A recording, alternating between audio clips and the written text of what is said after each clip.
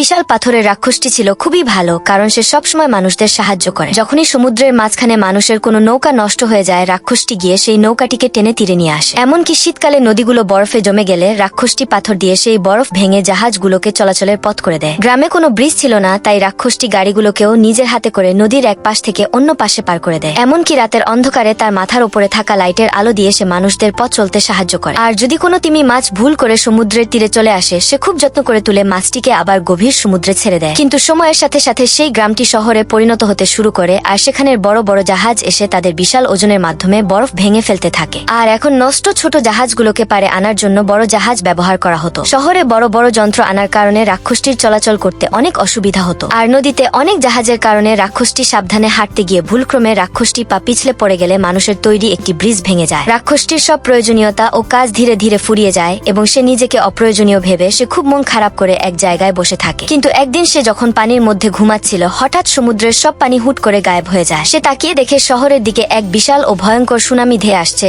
এটা দেখার পর রাক্ষসটি শহরটিকে বাঁচানোর জন্য দুটি পাহাড়ের মাঝখানে প্রাচীরের মতো বসে পড়ে। সেই ভয়ঙ্কর ঢেউ এর আঘাতে সে নিজে টুকরো টুকরো হয়ে যায়, কিন্তু সে নিজের জীবন দিয়ে শহরটিকে বাঁচিয়ে দেয়। যাওয়ার আগে রাক্ষসটি ঠিক কাজ করেছে নাকি ভুল করেছে তা কমেন্ট করে বলো।